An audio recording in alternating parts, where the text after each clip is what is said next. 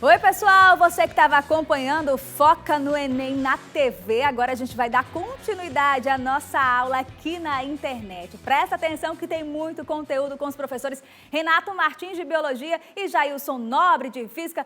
Podem entrar, professores, vamos aqui dar continuidade, né? A gente estava vendo na TV um conteúdo muito bacana, inclusive a gente já estava na parte de questão, né? Agora vocês vão dar continuidade, podem ficar à vontade aí nas questões, tá Maravilha. bom? Obrigada. Vamos arrochar o nó? Vamos lá, vamos para a próxima. Questãozinha aí de física envolvendo o sistema nervoso, né? Questão muito boa. Uma célula de fibra nervosa exibe uma diferença de potencial, a famosa DDP, entre o líquido de seu interior e o fluido extracelular. Essa diferença de potencial, denominada potencial de repouso, pode ser medida por meio de microeletrodos localizados no líquido interior e no fluido extracelular, ligados aos terminais de um milivoltímetro, conforme a figura 1. No experimento de medida do potencial de repouso de uma célula de fibra nervosa, obteve-se o gráfico desse potencial em função da posição dos eletrodos, conforme a figura 2. A partir dessas informações, comando da questão, pode-se afirmar que o vetor campo elétrico no interior da membrana celular tem módulo igual a... Vamos lá, vamos falar um pouquinho sobre potencial de ação, potencial de repouso e ver a parte física também, que é muito importante. Muito. Questão muito bonita. Pode passar, por favor. Bom, aqui só uma representação, né, de um tipo de célula. Na verdade, qualquer célula que tenha membrana, ela pode ser verificado, né, o seu potencial de membrana. A diferença de cargas entre a face interna e a face externa, que é justamente isso que vai fazer com que o neurônio seja estimulado e responda a esse estímulo. E o que é um neurônio? O neurônio é o principal tipo de célula nervosa, né? Aqui nós temos a estrutura básica de um neurônio, e ele pode se conectar, não fisicamente, mas manter um espaço entre outras células, que a gente chama de fenda sináptica, conforme a gente vê ali na figura, né? Na imagem. E a partir desse espaço você pode ter substâncias percorrendo essa fenda e estimulando a célula vizinha. E aí esse tipo de processo a gente conhece como transmissão do impulso nervoso, que também é um impulso elétrico. Vamos ver a próxima figura. Aqui a gente tem as alterações que ocorrem na membrana da célula quando nós temos a transmissão do impulso nervoso. Basicamente, se a gente olhar para essa imagem, no início aqui você tem uma mancha, né, rosada, e essa mancha, né, cor-de-rosa, ela simplesmente está mostrando que temos uma inversão da polaridade, né? Ou seja, naturalmente, quando o neurônio está em repouso, ele se encontra carregado positivamente na face externa e negativamente na face interna.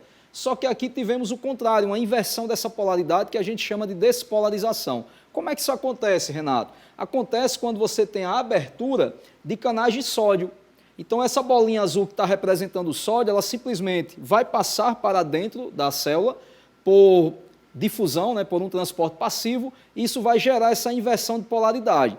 Essa despolarização ela vai ocorrer em toda a extensão de um neurônio, do início ao final. É tanto que a gente vê nessa imagem a mancha rosa, ela descendo e chegando até praticamente o final da célula. Isso significa dizer que a transmissão do impulso aconteceu. Mas, Renato, como é que eu vou fazer com que esse neurônio volte à condição inicial? É simples. Abrem-se canais de potássio, o potássio começa a sair por difusão e a gente tem o restabelecimento da condição inicial, que é a repolarização, como a gente pode ver, inclusive, nesse gráfico, né, do osciloscópio, né, que é muito importante na análise de transmissão de impulso nervoso. Vamos para a física. Eu acho que essa questão vai cair no Enem. Caiu uma muito parecida já. E faz tempo, viu? Faz tempo que não cai. Muito bonita a questão. Muito bem, Renato. Vamos lá. Vamos arrochar o nó agora com a parte física. Vamos lá. Pode passar mais um. Por favor. Pronto. Pronto. Gente, é o seguinte. Observando o gráfico, nós temos aqui na vertical a diferença de potencial elétrico entre a parte interna e a parte externa da membrana, certo? Que, na verdade, se você olhar bem, a diferença aqui vai ser justamente de 80 milivolts. Todo cuidado é pouco. Por quê, Jaus? Porque aqui está em milivolts. Isso. E na horizontal, eu tenho justamente aí a espessura da membrana. Que aqui, ó, vai ser 180 menos 100. Vai dar 80 vezes 10 a menos 10 metros. Jailson, agora, como é que a gente faz essa questão aqui? Ele está pedindo o quê? Ele está pedindo, a partir dessas informações, pode-se afirmar que o vetor campo elétrico da membrana celular tem módulo igual a. Aí vamos para cá. Vamos para a resolução da questãozinha. Pode passar o próximo slide. Olha para cá, olha para cá, olha para cá. Primeiramente, eu quero que vocês observem aqui para onde está apontado o campo elétrico.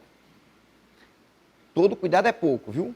O campo elétrico vai partir daí, ó, do meio externo para o meio que, Jailson? Interno, ou seja, para dentro da célula. Porque a dentro da célula é a parte negativa. O campo elétrico vai, ó, considerando aqui como uma placa positiva e a placa negativa. O campo elétrico, certo? Tem sentido dessa placa positiva para a placa negativa, ou seja, para dentro da membrana. Só que aí, Jair, se o cálculo para calcular esse campo elétrico, como é que eu vou fazer para calcular esse campo? Simples, simples assim. A DDP, nós observamos no gráfico que era de 80 milivolts. Jailson, tem que transformar para quem? Para volts. Como é que a gente faz, Jailson? Ó, mili, 10 a menos 3. Aí fica 80 vezes 10 a menos 3 volts. Jailson, vem cá. E a espessura da membrana lá? A distância lá, olha lá, ó. 80 vezes 10 a menos 10 metros. Ó, a DDP é o campo elétrico vezes a distância, que está representada aqui a espessura da membrana. Certo. Então, a DDP vai ser quanto? 80 vezes 10 a menos 3, que está aqui, certo? Que vai ser igual a E, que é o campo elétrico, vezes 80 vezes 10 a menos 10, que é a espessura da membrana. Esse 80 vezes 10 a menos 10, que está multiplicando, vai passar dividindo. E aí, Jailson, como é que fica a situação? Fica assim, ó. 80 vezes 10 a menos 3, dividido por 80 vezes 10 a menos 10. 80 por 80 dá 1. 10 a menos 3 dividido por 10 a menos 10.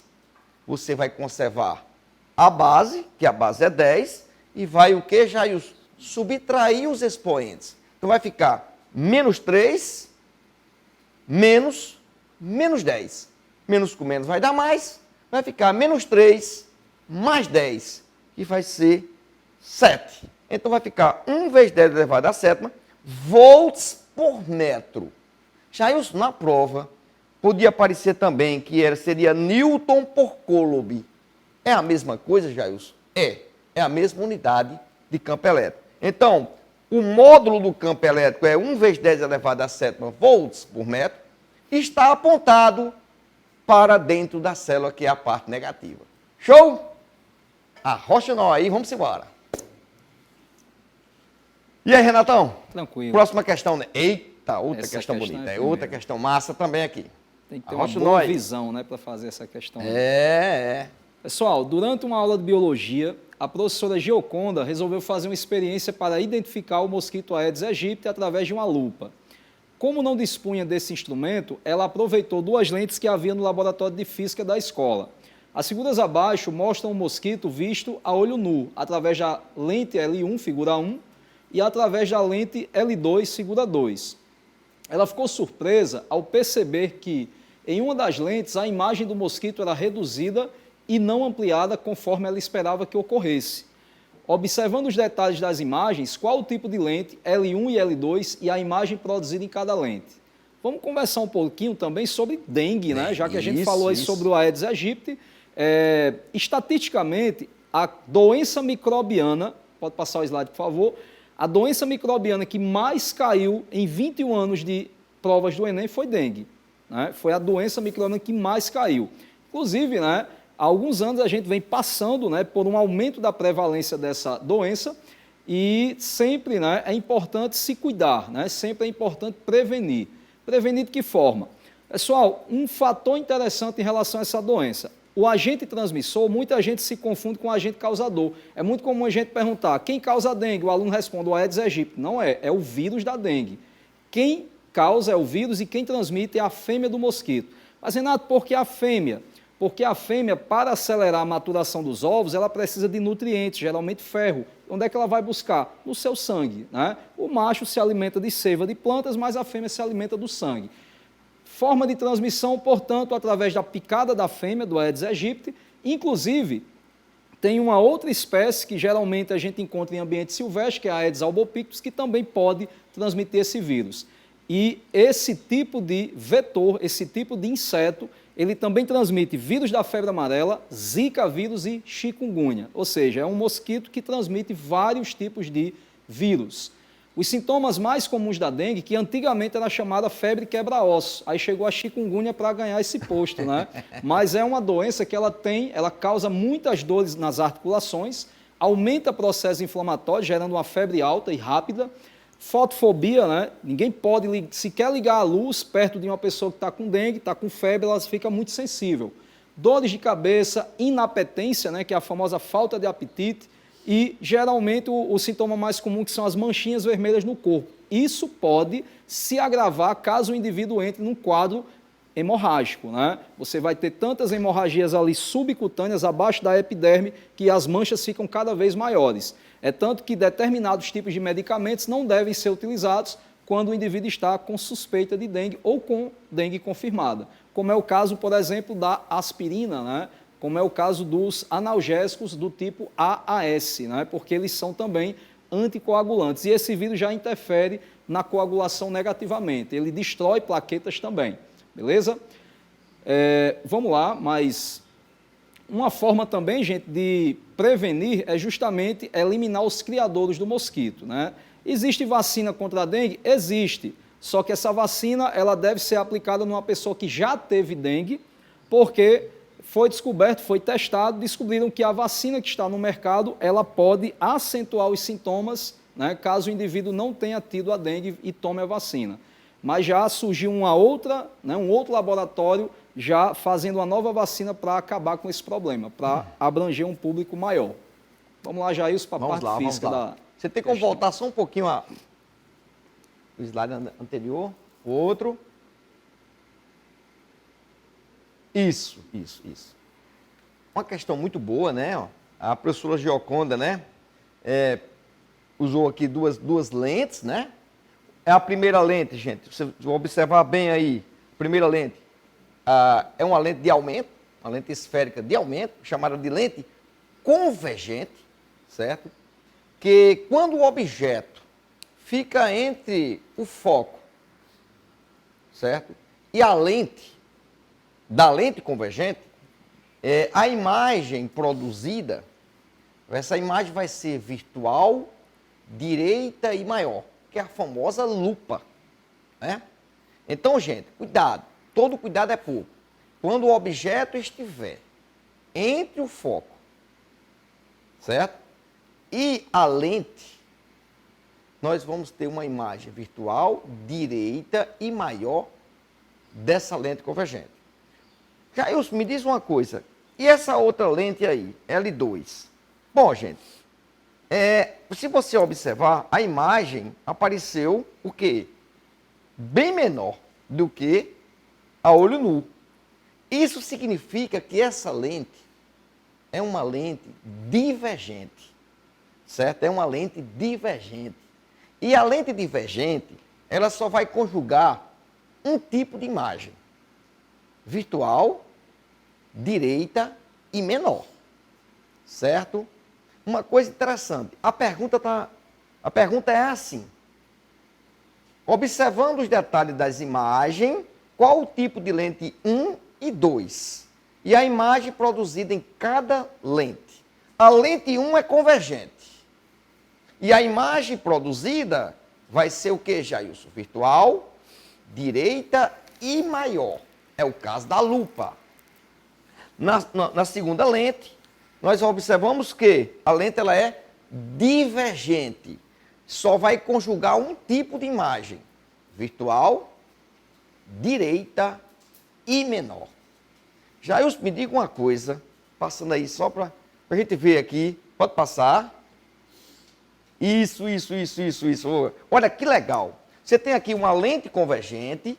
E olha onde está o objeto aí. O objeto está colocado entre o foco e a lente.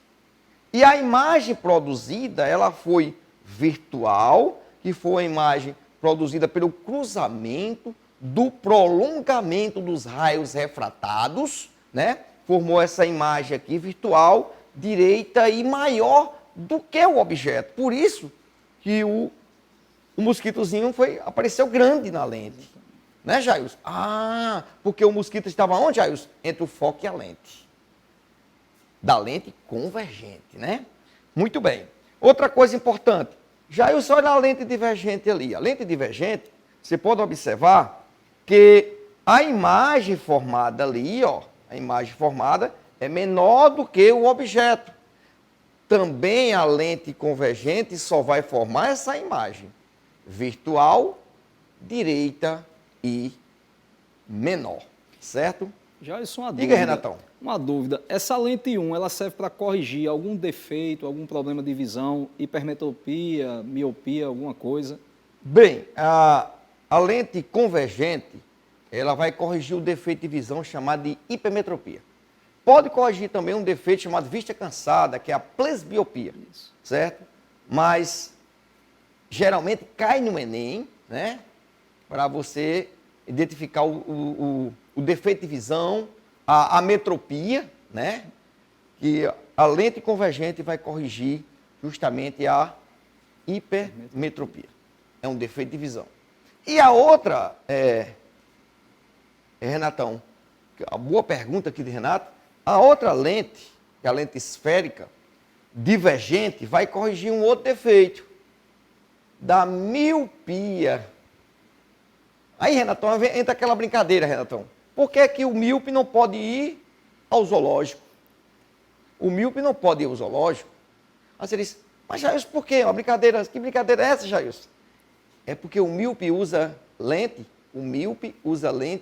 divergente. Não é de ver bicho. Não é de ver bicho, não é de ver animais, né? Certo? Então, fica essa dica aí para o Enem.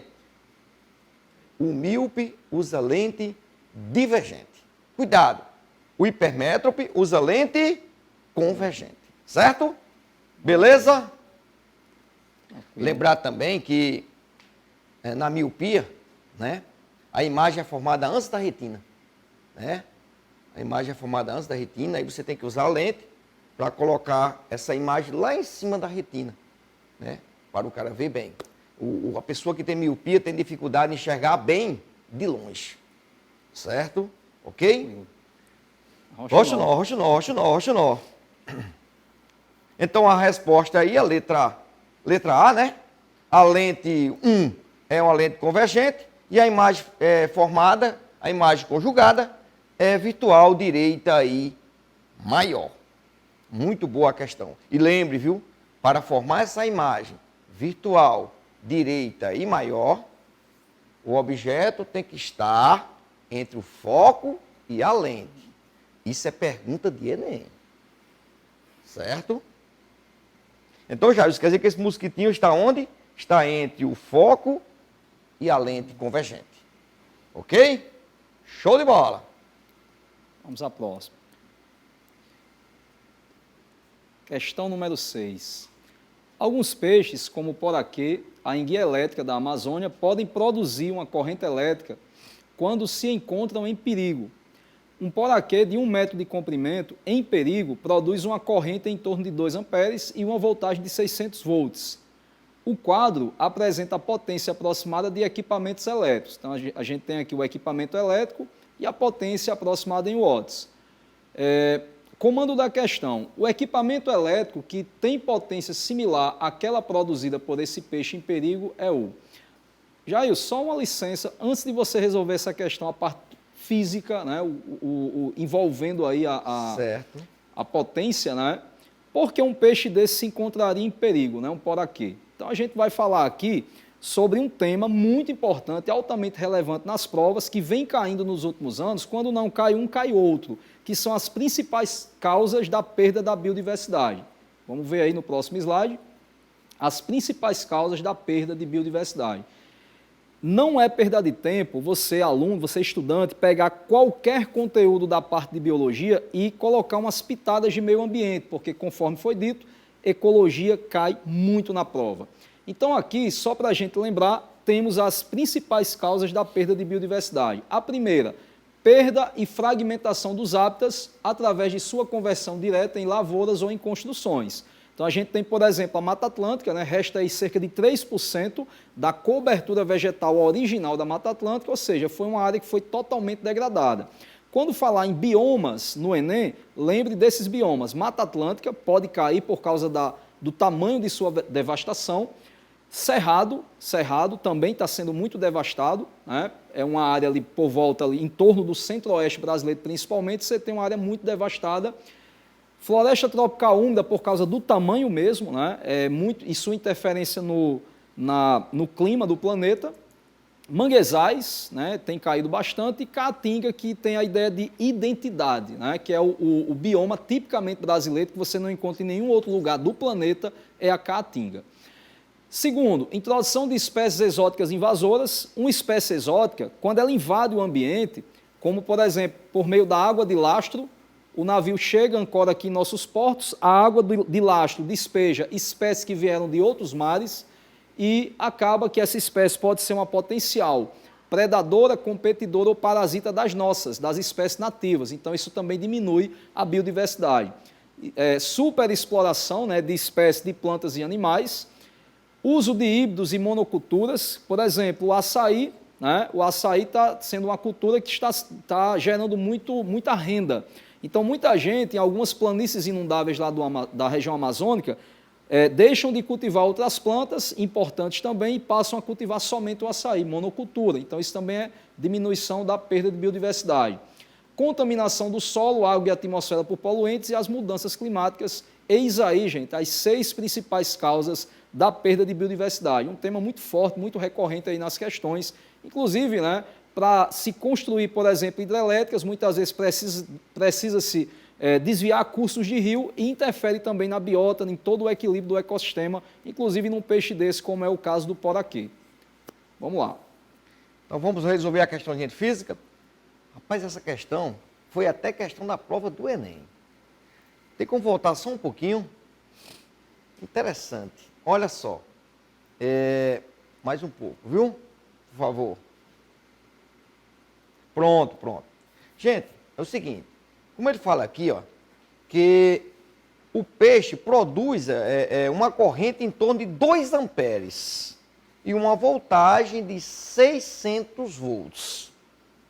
O quadro apresenta a potência aproximada de equipamentos elétricos. Gente, ele quer saber a potência produzida pelo peixe comparada a esses eletrodomésticos que estão aqui, ó, certo? Como eles estão perguntando aqui, ó. Jair, me diga uma coisa, como é que eu vou descobrir isso? Gente, tem uma equação que vai cair na prova do Enem de vocês, que diz que a potência é a DDP vezes a corrente elétrica. Olha, não pode esquecer dessa equação. Potência é a DDP vezes a corrente. Jailson, é aquela equaçãozinha que a gente chama de pio, né, Jailson? Pio, para a gente lembrar. Pio, assim, ó. Olha que legal, pode passar. Olha essa aqui, ó, pode passar mais uma. Vamos para a resolução. Pronto. De acordo com o enunciado, a tabela tem, você olha para cá. P é U vezes I. A potência é a DDP vezes a corrente. Se você quiser inverter aqui, você pode usar P igual a I vezes U, que é pio. Certo? Aí uma coisa bem interessante. E a DDP, ele disse que era de 600 volts. A corrente produzida pelo peixe, 2 amperes. Aí eu vou calcular a potência. O que é a potência, Jailson? é a DDP, que é 600, vezes a corrente, que é 2. Então, eu vou ter 600 vezes 2, eu vou ter 1.200 watts. Jailson, comparando aqueles equipamentos elétricos aqui, qual aparelho tem essa potência? A potência é da churrasqueira elétrica, 1.200 watts. Questão simples, mas muito bonita, por sinal, né? Beleza, Renatão? Se agarrar com peixe, vai virar churrasco Vai. também, né? Porque mesma potência aí. É verdade, é verdade. Certo? Beleza? Um grande abraço, felicidade, certo? Tudo de bom. Vamos arrochar o nó, vamos estudar para a gente passar no Enem, né? Isso aí. Grande abraço. Muito boa aí a explanação das questões, né? A gente espera que tenha contribuído bastante aí com o aprendizado de vocês. Sem dúvidas. Eu não vou esquecer mais nunca, viu? Que o míope usa lente, o quê? Divergente. O míope usa lente divergente, é muito bom. Eu lembro que na época que eu estudava também, eu gostava de fazer muito essas associações, né? Que a gente acaba aprendendo, tendo mais facilidade de decorar, né? Mesmo de aprender, né? É verdade, facilita muito.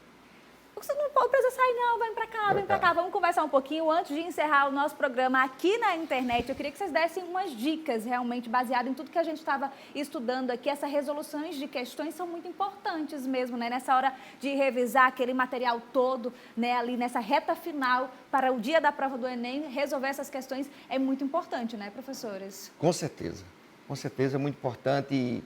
E a revisão, né? Faz parte de tudo isso. Dormir bem também nesse período, né? Certo? E revisar os conteúdos, como a gente falou aqui, como o Renato falou, alguns conteúdos, eu falei também aqui, impulso, quantidade de movimento, a parte de energia, a parte de ondas. A gente tem que estar sabendo esse conteúdo para fazer uma boa prova, viu? Certo? Em biologia, basicamente, né? Estatisticamente, ecologia, conteúdo que mais cai. Em 21 anos de prova foram 210 questões, então dá um total, né, de 10 questões por cada prova, então cai muito a ecologia, seguido de fisiologia. O principal sistema que cai no Enem, por incrível que pareça, é o digestório. O digestório cai muito, né? Então, sistema digestório na parte de fisiologia, sistema imune, a parte de vacina, anticorpo, né? Vacina e soro. Entender a diferença de vacina e soro é crucial, principalmente nessa circunstância de pandemia que pode estar lá na nossa prova. E já cai muito. Era isso que eu ia perguntar, né? Vocês estavam falando aí a questão do Aedes aegypti, que é uma questão que cai bastante sempre, né? Nesse universo que a gente está vivendo agora, o Enem gosta muito de trazer isso, né? Essa atualidade, a questão do universo que a gente está vivendo. Vocês acham que pode, sim, cair alguma questão relacionada, né, à pandemia, à Covid-19, à vacinação em si? Exatamente. Vocês estão apostando? Vacina e soro é uma aposta muito forte, né? Que muita gente vem fazendo e a gente está nessa onda também porque cai bastante, né? A questão da imunidade, a importância da prevenção, a diferença na doença entre prevenir e tratar, né? A terapia, então, é algo no entorno, né? Dentro da circunstância de pandemia que é muito provável de cair, né? E também a parte de genética molecular. Poderia até cair uma questão envolvendo vacina de RNA mensageiro contra a Covid, né? Que tem vacina de RNA mensageiro, vacinas de vetores virais e utilização da biotecnologia da manipulação genética para a produção de vacinas. É algo que está bem casado aí nessa... A parte de óptica também está começando a aparecer bastante nas provas. Lembrar também da parte de eletrodinâmica, certo? A parte de circuitos elétricos, resistores, associação de resistores, a parte de potência que eu estava falando aqui agora, né? Principalmente agora com essa questão das energia, usinas, né? Energia fotovoltaica, com né? certeza, energia solar, Exatamente. claro, com certeza, dá uma revisada nisso tudo aí. Olha aí, pontos importantíssimos para a gente revisar nessas últimas horas aí do Enem, né? Esses últimos dias para o Enem. Muito obrigada demais pela presença de vocês e por todos os esclarecimentos, viu? Professor Renato Martins de Biologia e Jailson Nobre de Física, muito obrigada. Nosso tempo na internet vai ficando por aqui. Quero agradecer demais o carinho e a audiência de todos vocês. Próxima semana tem mais. E lembrando que esse conteúdo fica todo salvo aqui, tá bom? Na nossa plataforma. Um beijo especial para vocês. Arrocha o nó, arrocha o nó, vamos estudar. Um beijo e até a próxima. Tudo bom, valeu, obrigado, felicidade aí. Viu? Tudo de bom. Obrigada. Tá.